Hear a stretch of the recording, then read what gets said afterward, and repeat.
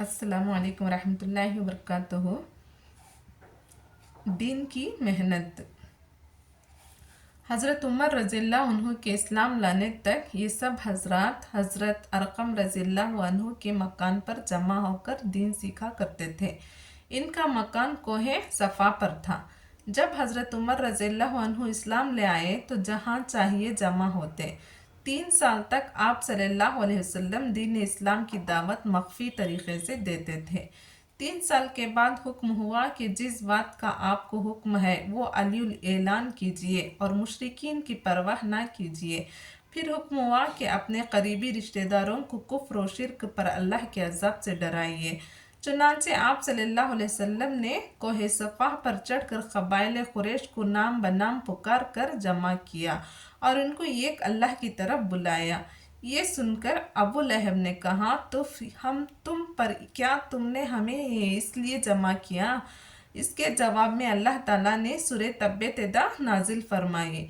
अबू लहब आप सल्लल्लाहु अलैहि वसल्लम का चचा था, मगर झुटलाने, एज़ा पहुंचाने और बग़ज़ व अदावत में आगे आगे था।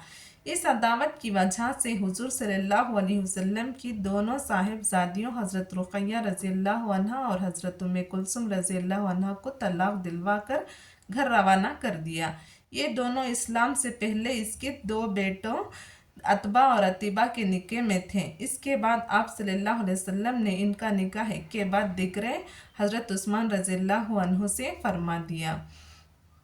दुश्मनों ने हुजूर सल्लल्लाहु अलैहि वसल्लम की दावत के काम की वजह से तरह तरह से सताया और आपको इस काम से रोकने की मुख्तलिफ तदबीरें की। जब इन्होंने देखा कि इस्लाम फैलता ही जा रहा है और मुसलमानों की तादाद बढ़ती ही जा रही है, तो कुफ़ारे मक्का ने बाहमी मशवरे से आप सल्लल्लाहु अलैहि वसल्लम को माल, औरत, ओहदा पेश किया। तो हुजूर सल्लल्लाहु अलैहि वसल्लम ने फरमाया, मुझे तुम्हारी इन सब चीज़ों की ज़रूरत नहीं, मैं तो अल्लाह का रसूल हूँ। अल्लाह ने मुझे तुम्हारी तरफ पैगंबर बनाकर भेजा है, मुझ पर एक किताब उतारी है और हुक्म हुआ है तुमको अल्लाह की तरफ से सवाब की बशारत और इसके अजाब का डर सुनाऊं। अगर तुम इस्लाम कबूल करो तो तुम्हारी सादत है और अगर ना मानो तो सब्र करूँगा। एक बार कुरैश ने आप सल्लल्लाहु अलैहि वसल्लम से ये दरख्वास्त की कि 1 साल आप हमारे बुतों की परस्तिश करें और 1 साल हम आपके खुदा की इबादत करेंगे। इस पर सूरह कुल या अय्युहल काफिरून नाजिल हुई कि ऐसा माहिदा हरगिज़ नहीं हो सकता। तुम्हारे दिन पर तुम रहो, हमारे दिन पर हम रहेंगे। अलगर्ज आप सल्लल्लाहु अलैहि वसल्लम हर हाल में दीन की दावत लोगों को देते रहे। इस बारे में ना किसी सुलह पर आमदा हुए, ना किसी तकलीफ से तंग दिल हुए और ना किसी धमकी से घबराए और ना किसी की लालच में आए, बल्कि हर रुकावट के बाद एक नया हौसला लेकर मैदान में आए। यही हाल तमाम अनबिया की दावत का भी था कि ये हजरात ईमान की दावत के मुकाबले में किसी सौदे पर राज़ी नहीं होते थे। इनके साथ अल्लाह की मदद होती थी, वो इसी भरोसे पर काम करते थे। आप सल्लल्लाहु अलैहि वसल्लम को और आप सल्लल्लाहु अलैहि वसल्लम के प्यारे सहाबा रज़ियल्लाहु अन्हु को तरह तरह से सताया गया, यहाँ तक कि इन सब को एक दिन मक्का छोड़ना पड़ा और मदीने को अपना ठिकाना और मरकज़ बनाना पड़ा।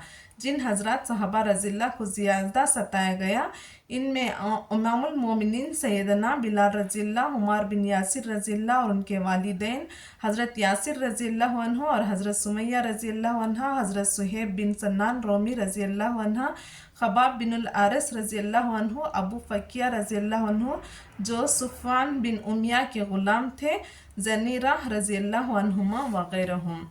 ऐसे बहुत सारे सहाबियात और सहाबा को इस तरह से बहुत सारी तकलीफ़ें उठानी पड़ी नबियों को, और हमारे नबी भी बहुत सारी तकलीफ़ उठाई, दीन की मेहनत की और हम तक दीन पहुंचाया।